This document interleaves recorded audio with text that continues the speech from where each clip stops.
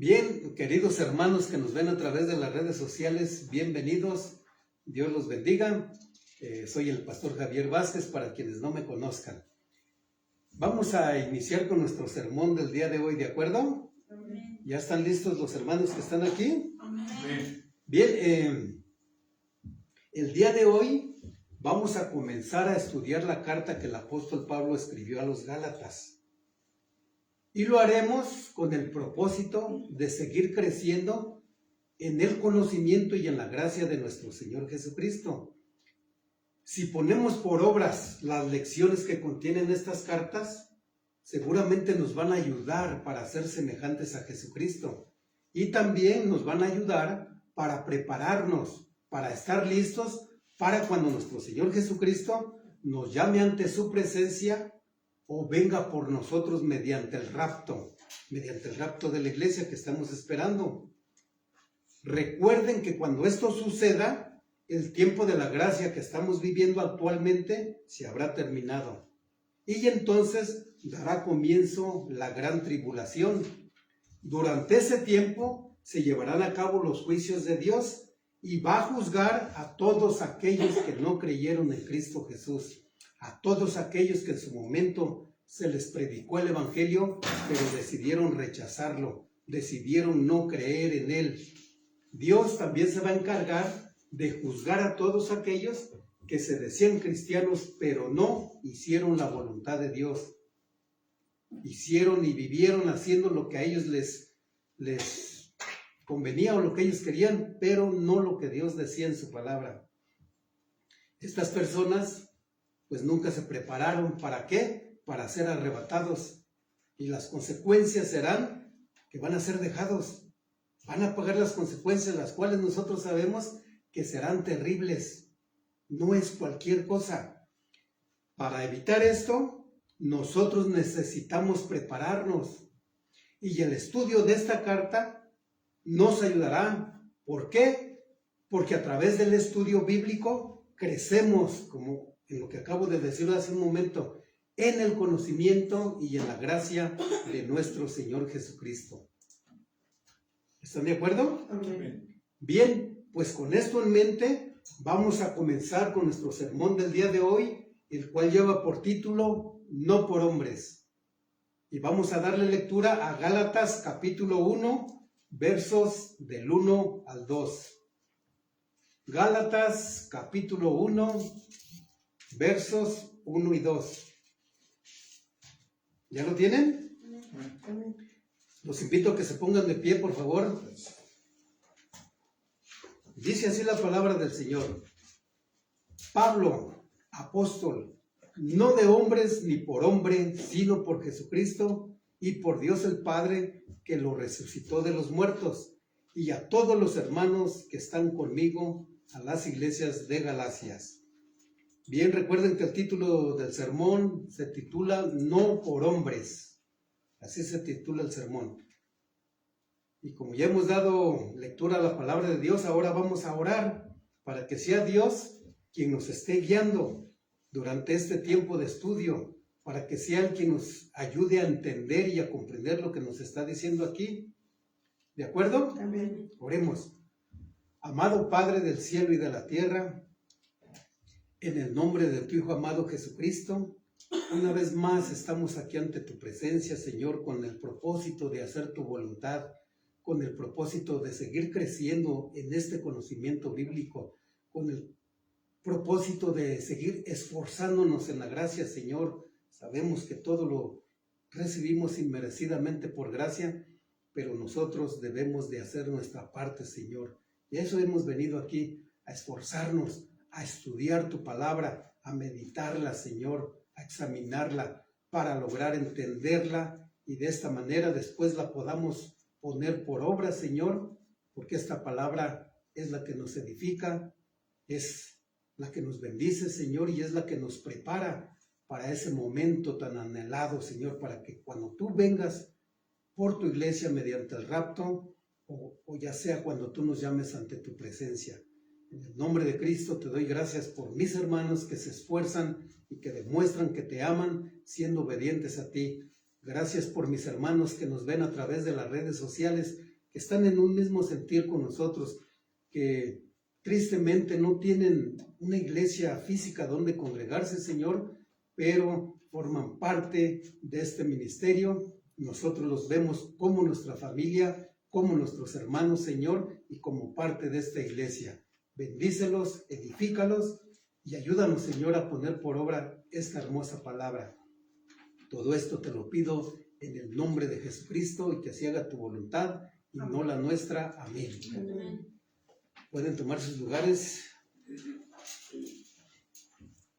Bien, lo primero que el apóstol Pablo escribió al inicio de esta carta es su nombre.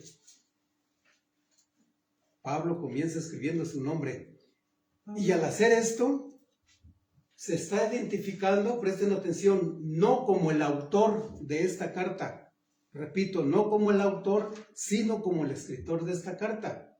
Segunda de Timoteo, capítulo 3, verso 16, comprueba esto que estoy diciendo. Ahí dice lo siguiente: toda la escritura, es decir, los 66 libros que componen la Biblia, a esa escritura se refiere, toda la escritura es inspirada por Dios y útil para enseñar, para redarguir, para corregir y para instruir en justicia. Este verso deja claro que Dios es el autor de toda la Biblia y el hombre fue el elemento humano que Dios usó para dejar escrita su palabra. En este caso, eligió al apóstol Pablo para escribir la carta, ¿a quién? A los Gálatas.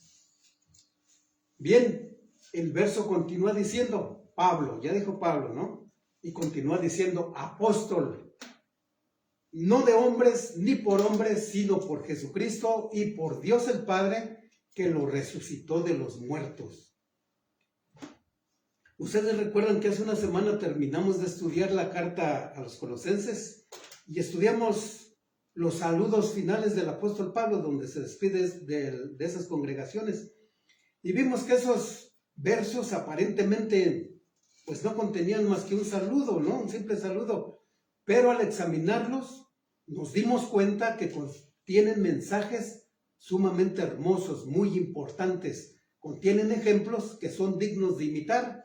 Pues aquí también, en este pasaje, como que simplemente es un saludo y ya, ¿no? No, vamos a hacer lo mismo, vamos a examinarlo para sacarle el jugo, para aprovechar las escrituras.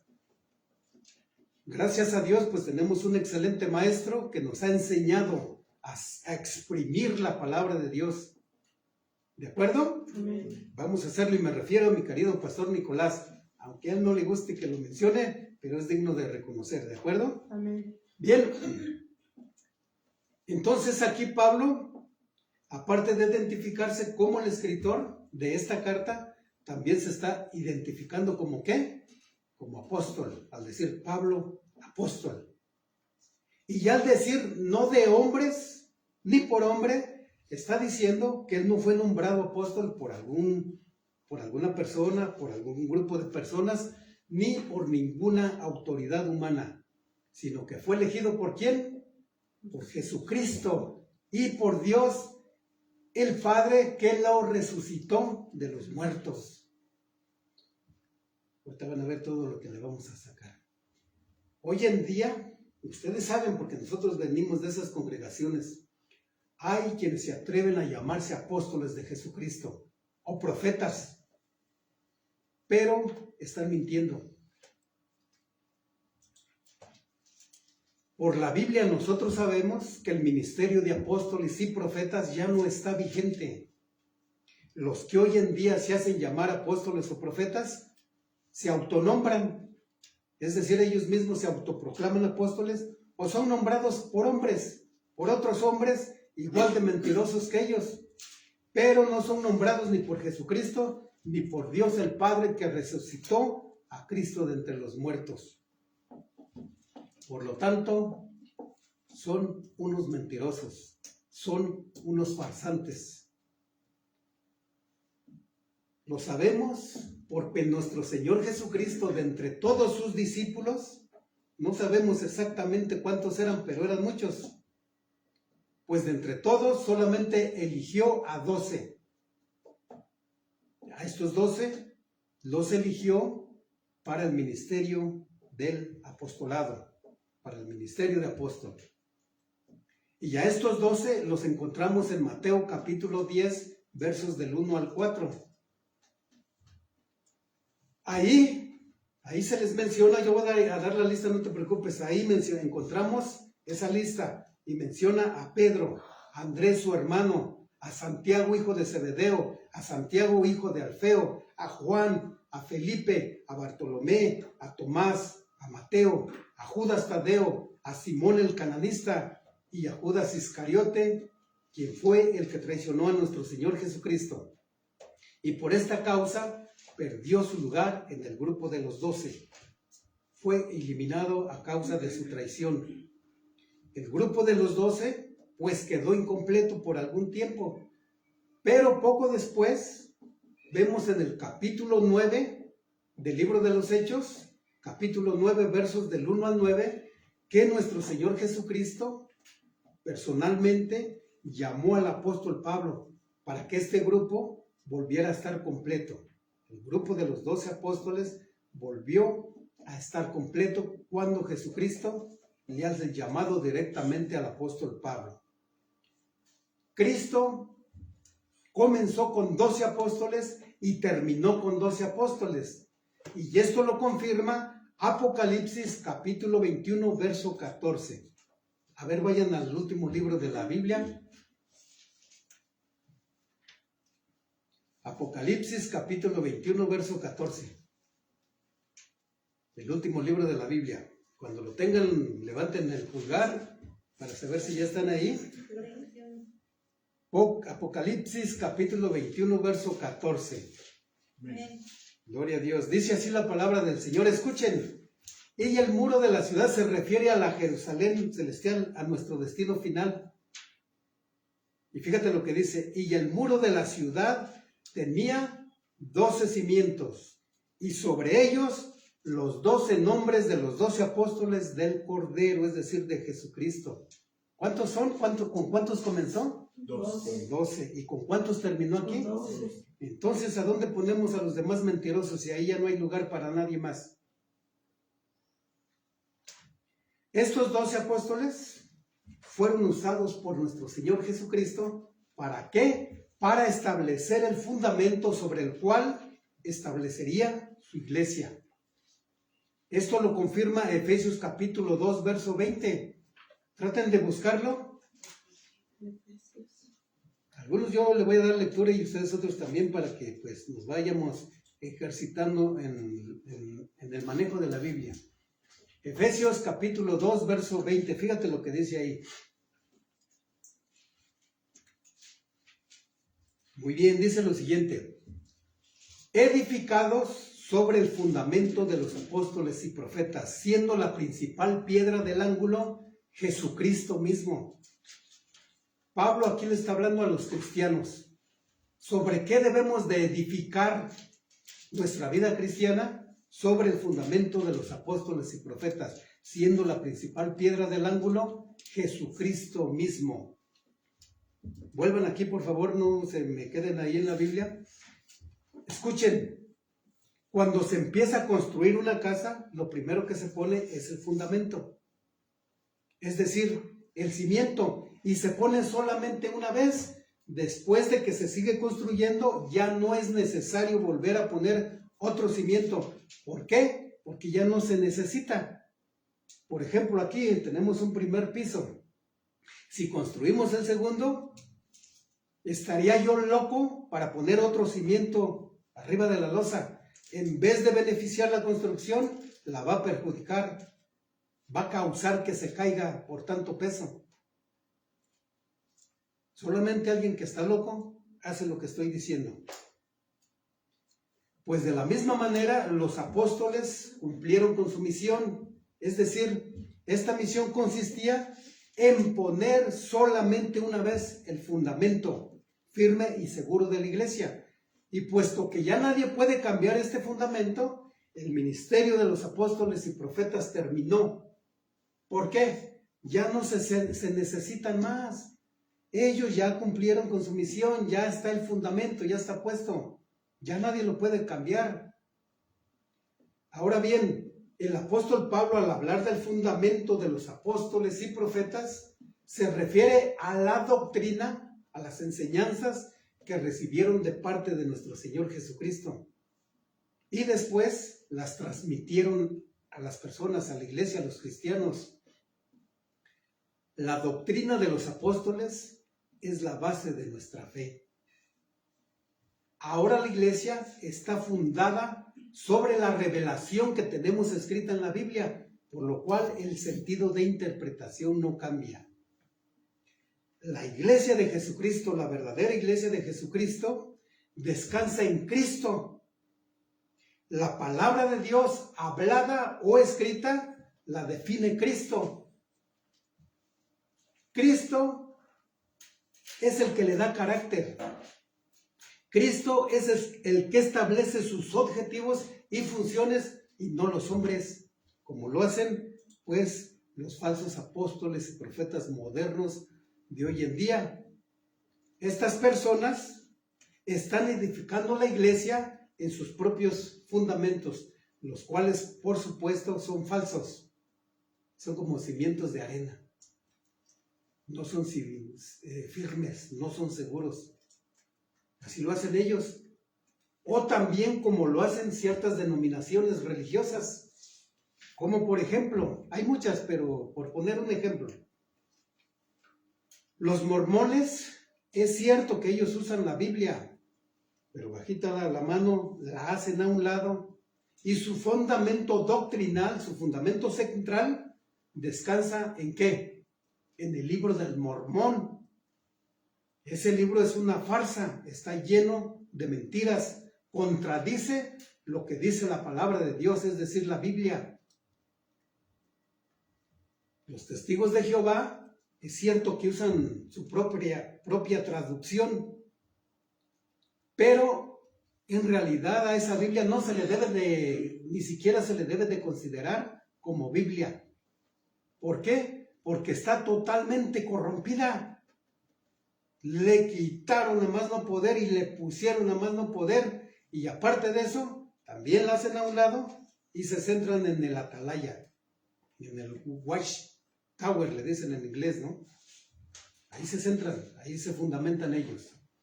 O por ejemplo la Christian Science, la ciencia cristiana, también usan la Biblia, pero fundamentan su doctrina en el libro Ciencia y Salud, que fue escrito por Mary Baker. Estos son solamente, como dije, algunos ejemplos, pero son muchas las denominaciones que fundamentan su doctrina, teología y prácticas principales en libros o textos propios, pero no en la palabra de Dios. Nosotros, y ustedes son testigos, nosotros sobreedificamos, es decir, ya está el cimiento. ¿Puesto por quién? Por los apóstoles y profetas. Entonces nosotros estamos sobreedificando la iglesia sobre el fundamento de los apóstoles y profetas. Es decir,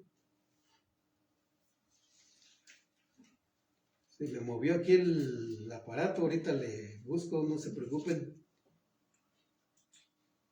Es decir, sobre las enseñanzas que encontramos en la Biblia y teniendo como la principal piedra del ángulo a nuestro Señor Jesucristo.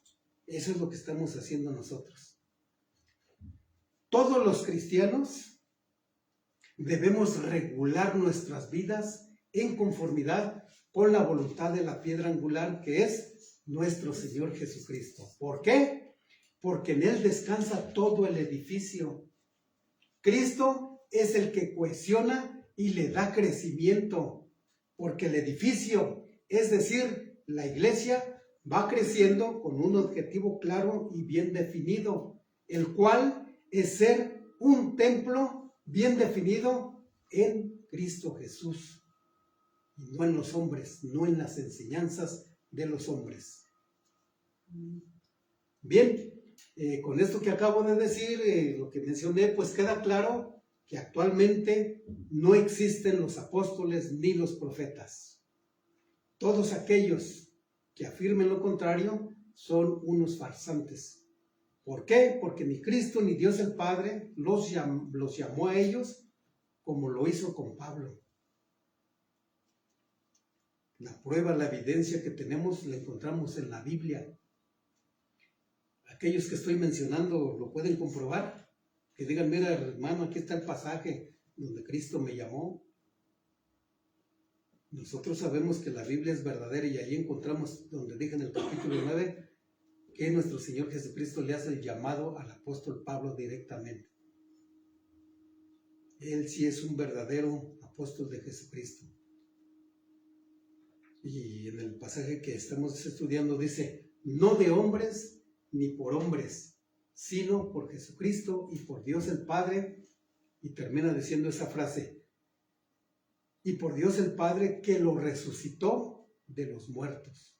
Amén. Pablo al decir, sino por Jesucristo y por Dios el Padre que lo resucitó de los muertos, ¿qué crees que está haciendo aquí el apóstol Pablo? Está aprovechando la oportunidad, ¿para qué? Para hablar acerca de la muerte, sepultura y resurrección de nuestro Señor Jesucristo. El apóstol Pablo, hasta en sus saludos iniciales, aprovecha para hablar de la resurrección de Jesucristo.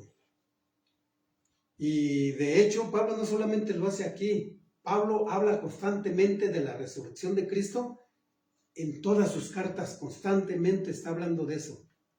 ¿Y sabes por qué? ¿Sabes por qué lo hace? Porque la resurrección de nuestro Señor Jesucristo es uno de los temas más importantes dentro del cristianismo. Y también lo hace porque Jesucristo es la piedra angular de la fe cristiana. Sin Cristo no hay nada. Mira, si Cristo no hubiera resucitado, nuestra fe sería inútil. De nada serviría congregarnos, de nada serviría orar, leer la Biblia. No hubiera resurrección de entre los muertos. Cristo no sería quien dijo ser, sería el más mentiroso. No sería hijo de Dios, no sería el salvador del mundo. La Biblia sería una mentira y por lo tanto, pues todas las profecías que están escritas acerca de Cristo no se hubieran cumplido. Pero pues nos damos cuenta que se cumplieron así, al pie de la letra. Cada profecía acerca de Cristo se ha cumplido.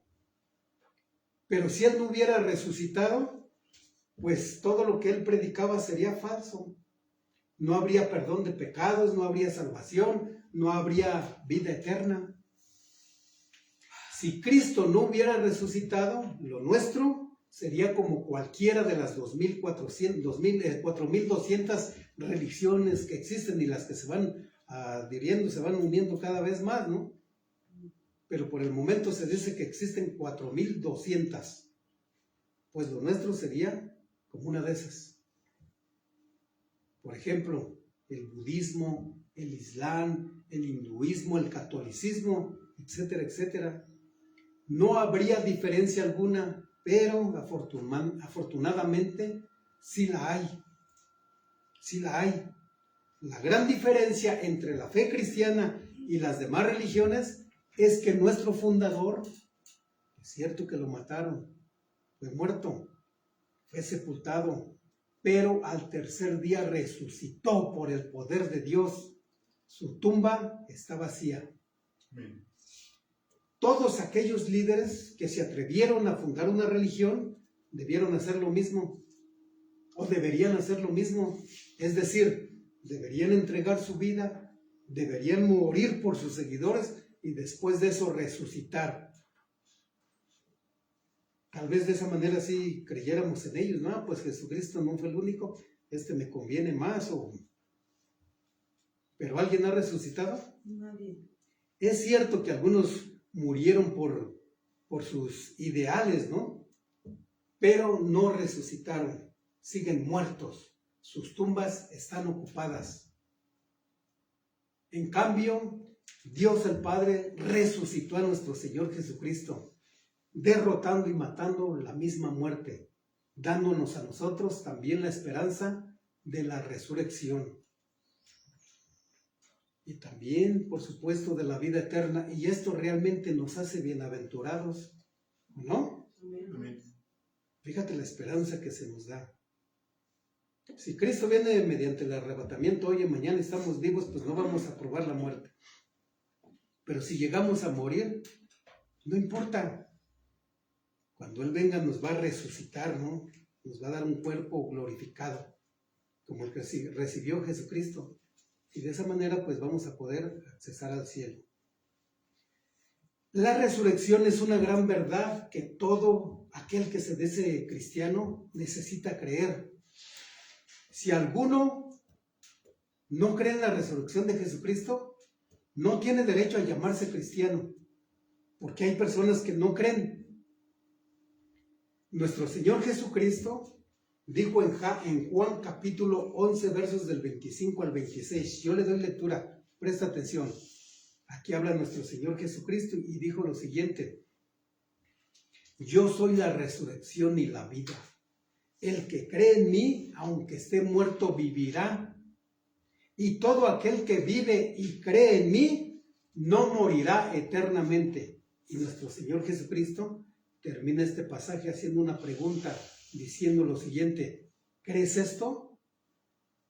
Dios te está preguntando a ti también en este momento, ¿crees esto? Amén. Este pasaje es la garantía de que si morimos, Dios nos va a dar vida eterna. Amén. Entonces, pues nosotros decidimos si creemos o no, si le creemos a Cristo y si creemos que Él resucitó. Repito, quien no lo crea no es un cristiano verdadero. Amén. Se está engañando a sí mismo. Bien, continuamos con el verso 2. De ahí de Gálatas capítulo 1, verso 2.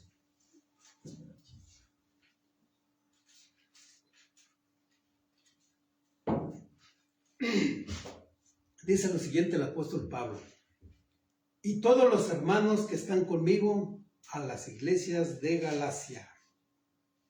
Pablo y los hermanos que estaban con él envían saludos a las iglesias de Galacia. En este verso no encontramos, o más bien dicho, encontramos la comunión entre los hermanos y la comunión en el ministerio con el apóstol Pablo. Las personas que estaban ahí eran colaboradores íntimos del apóstol Pablo, estaban en comunión con él, le ayudaban pues en diferentes tareas que él necesitaba. Unos le ayudaban a predicar el evangelio, otros desempeñaban otras tareas que se tenían que hacer, ¿de acuerdo? Entonces eso es lo que encontramos en este verso: la comunión, la unidad, la armonía entre los hermanos y el ministerio, es decir, en la obra de Dios que estaban llevando a cabo aquí en el mundo, ¿no? Cuando Pablo escribe esta carta, él fue el que la escribió, como dijimos. En esos momentos no estaba preso, ni estaba solo ni abandonado como lo estuvo en otras ocasiones, ¿recuerdan?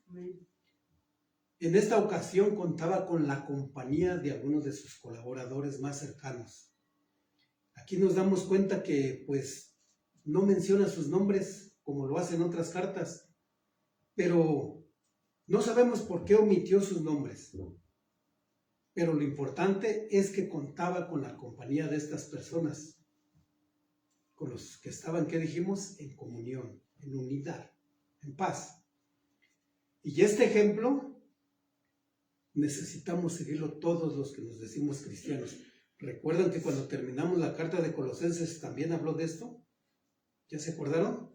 Que vimos que en esos simples saludos que parecían así, no, ahí nos estaba llamando a esto también, a buscar la comunión, a buscar la unidad. ¿Entre quién? Entre todos los hermanos. Entonces, repito, este ejemplo necesitamos seguirlo todos. Necesitamos estar en comunión. ¿Para qué? Para edificarnos mutuamente, para cuidarnos, para ayudarnos, para desarrollar nuestra fe, para orar en familia los unos por los otros, para disfrutar juntos de la presencia de Dios, para crecer juntos, como decía al inicio, en el conocimiento y en la gracia de nuestro amado Padre Celestial y de nuestro Señor Jesucristo.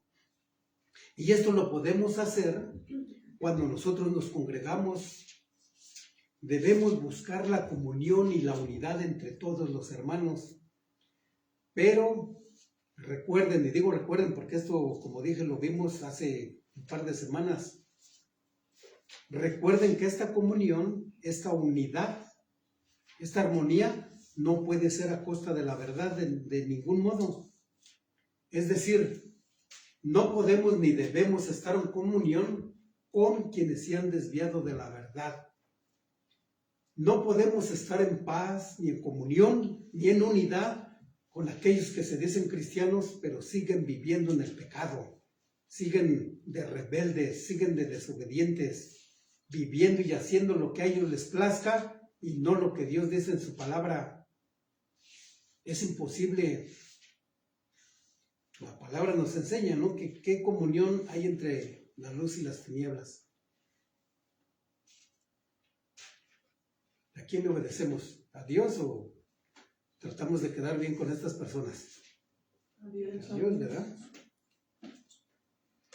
No podemos estar en unidad también con todos aquellos que causan división enseñando doctrinas que son contrarias a la palabra de Dios. No le podemos decir a un testigo de Jehová, bienvenido hermano, pasa, porque estaríamos cayendo en lo mismo, estaríamos pecando. Si esa persona viene arrepentida y para corregirse, para conocer la verdad, adelante hermano, eres bienvenido. Pero nosotros no le vamos a aceptar que ellos nieguen a Cristo, que digan que no es Dios, que el Espíritu Santo no es Dios, que se basen en un libro escrito por un hombre y no en la Biblia. Que ellos se conviertan a nosotros y no nosotros a ellos. Amén. Entonces recuerden, esta unidad no puede ser a costa de la verdad. Debemos estar en comunión, en unidad, solamente con aquellos que verdaderamente aman a Dios, que le obedecen, que lo respetan. Con aquellos que buscan la comunión entre el pueblo de Dios, teniendo como base la verdad de Dios. Porque esa verdad es la que salva. Así como lo hizo Pablo y los hermanos que lo acompañaban. Estaban en paz, en unidad, porque estaban en un solo sentir. Predicaban la verdad y vivían la verdad. De esa manera sí es posible estar en armonía. De lo contrario, no. Bien, el verso 2 que estamos estudiando termina diciendo: a las iglesias de Galacia. Los destinatarios de esta carta fue un grupo de congregaciones que se encontraba en la región de Galacia. Esta región se encontraba en el Asia Menor, hoy en día es la actual Turquía. Ahí están estos lugares con otros nombres, pero ahí están, no se han movido. ¿De acuerdo? Amén. Estas iglesias, porque entendemos que son varias, no era solamente una, fueron fundadas por el apóstol Pablo. Entonces el apóstol Pablo pues estaba encariñado con estas iglesias, con los hermanos que conformaban esas iglesias, ¿no? Eran judíos, pero en su mayoría eran gentiles, es decir, personas de diferente nacionalidad, pero se congregaban ahí. Pablo siempre estuvo al tanto de estas congregaciones y se mantenía en comunicación con ellos por medio de estas cartas. Ustedes saben que en aquellos tiempos no es como hoy, ¿no? Un WhatsApp, una llamada telefónica, una videollamada, no. Era diferente. Era laborioso hacer una carta, no es como hoy tampoco, ¿no? Voy, compro una libreta, un lapicero y escribo. Le envío en el correo, ¿no? En aquel tiempo el material era costoso, eran rollos, eran pergaminos, ¿no? Pero Pablo así se comunicaba con estos hermanos. Y a través de estas cartas, el apóstol Pablo los enseñaba, los edificaba, los exhortaba, los reprendía, los corregía y a veces lo hacía muy fuerte. De hecho, aquí en esta carta, un poquito más adelante, el apóstol Pablo los va a reprender a los Gálatas. ¿Por qué? Porque se andaban desviando de la verdad.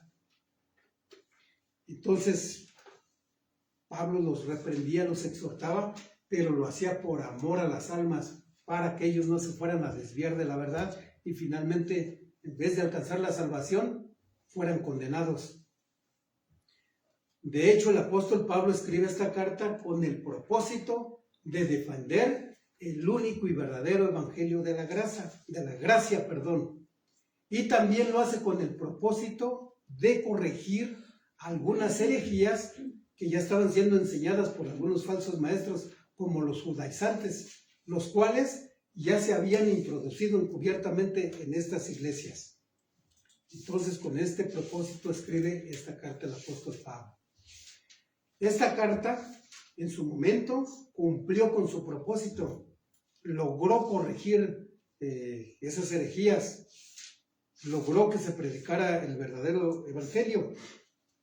Y hoy, por la inspiración divina de esta carta, pues hoy sigue cumpliendo con el propósito en las iglesias de hoy. ¿Por qué? Porque seguimos enfrentando las mismas circunstancias que aquellos hermanos tuvieron que enfrentar. De hecho, hemos tenido personas aquí, ¿verdad?, que han querido venir a instruirnos a nosotros y pues enseñar lo que no es bíblico. Gracias a Dios, ustedes son testigos, Dios me ha dado la sabiduría, ¿no?, para desmentirlos a ellos, y como no lo han logrado, pues se van enojados. Pero nosotros lo hacemos con argumentos firmes, con la Biblia, no con palabras de mi propia boca, ¿no? Entonces, pues estamos enfrentando los mismos problemas. Bien, de aquí que las palabras que encontramos en esta carta, pues sigan siendo útiles para nosotros y por lo tanto necesarias a fin de poder obtener en ellas la dirección de Dios para nuestras vidas, para la iglesia, para el templo de Cristo. Bien, queridos hermanos, hasta aquí con la palabra del día de hoy, a través de la cual Dios una vez más nos recordó que actualmente los apóstoles y profetas no existen. Dije una vez más porque Pablo lo hace continuamente en sus cartas, aunque yo sé que esto a muchos les molesta, pero que le reclamen a Dios y no a mí. Si Pablo lo hace continuamente, yo no tengo por qué omitir estas frases, estos versos. La palabra del Señor nos enseña que aunque ustedes ya la sepan, aunque ustedes estén confirmados en la verdad presente, el trabajo del pastor es recordarles continuamente. Si a pesar de que se les recuerda continuamente, ustedes son testigos, ¿cuántos se vuelven al error? Amén. A pesar de que se les ha dicho con la palabra de Dios, han vuelto, ya sea al mundo, al pecado, o se han vuelto a esas iglesias donde saben, están conscientes que se les está enseñando mentira. Ahí tienen apóstoles y tienen profetas. Y los hermanos en su ingratitud, pues llegan a decirnos, lo han dicho, ¿no? Pero yo no participo, yo no doy el diezmo, yo no hago esto. Por el amor de Dios, estás participando. Un dicho secular dice, tanto peca el que mata a la vaca como el que le agarra la pata. ¿Es cierto eso? Amén. Entonces, pues, nosotros vamos a tratar de vivir esta palabra. Todo aquel que se autoproclame o se diga apóstol o profeta, nosotros estamos en nuestro derecho ¿de qué? De rechazarlos, de ignorarlos, de reprenderlos con la palabra del Señor. Eres un farsante, estás mintiendo, estás lucrando. Las doctrinas que tú enseñas son antibíblicas. Háblame del arrepentimiento, del perdón de pecados, del infierno, de sus consecuencias. Háblame de lo que Cristo predicó, no de prosperidad. Eso es lo que ellos predican, ¿no? Hasta para orar tuercen la Biblia y lo enseñan de otra manera. Veía a Juan Carlos Harrigan y le está enseñando a las personas y cómo le aplauden, ¿no? Gloria a Dios, y les está diciendo que están orando mal, que no lo están haciendo de fe. Que ellos cuando oren, que le exijan a Dios, como hijos de Dios, tienes derecho y puedes exigirle, toma lo que te pertenece, exígele a Dios. Cuando nuestro Señor Jesucristo nos enseña en Mateo capítulo 6, donde encontramos el modelo de oración, donde Él termina diciendo, y que se haga tu voluntad y no la nuestra.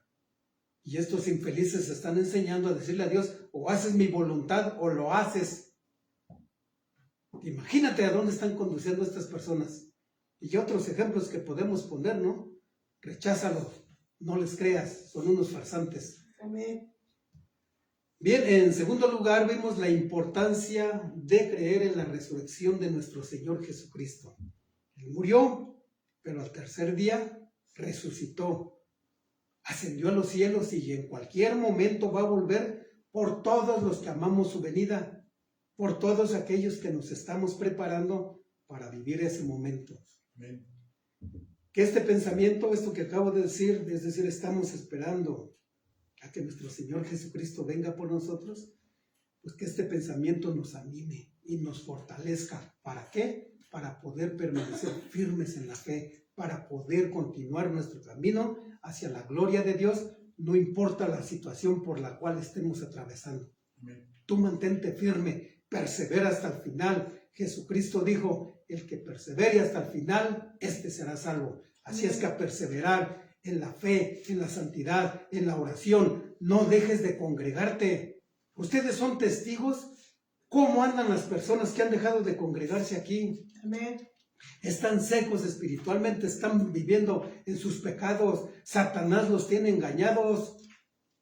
Pues me quedo en casita a ver el sermón ahí. Y así, cuando se dan cuenta, un domingo ya se convirtió en 2, en 3, en 4. Y finalmente ya están fríos espiritualmente. Y en su momento van a padecer las consecuencias. Lo sentimos por ellos. Pero tú no caigas en eso mismo. Persevera en la fe hasta el final. ¿De acuerdo? Amén.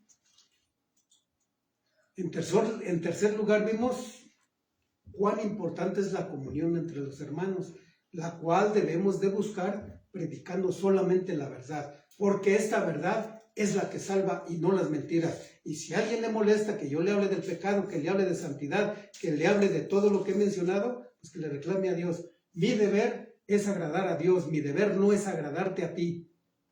¿De acuerdo? Amén. Y lo hago porque te amo, porque quiero que te vayas al cielo, porque no quiero que seas condenado. Por eso siempre te voy a predicar la verdad. Ruego a Dios me dé la gracia, me dé la sabiduría para seguirlo haciendo.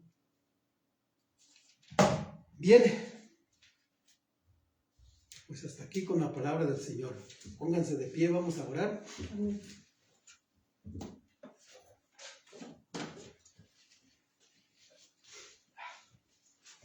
Amado Padre, en el nombre de tu Hijo amado Jesucristo, te damos gracias por esta palabra, Señor, a través de la cual hemos meditado y hemos extraído mensajes hermosos, Señor.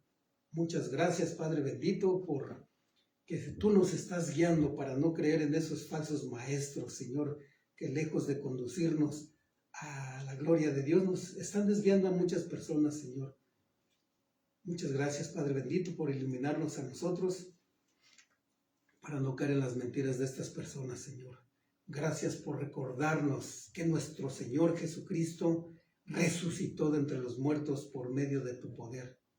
Que en cualquier momento va a volver por nosotros, Señor, y nosotros pues necesitamos estar listos para cuando eso suceda. Muchas gracias, amado Padre del cielo y de la tierra, por enseñarnos también a vivir en armonía, en paz, Señor, a buscar la unidad entre los hermanos como en este ministerio, Padre bendito.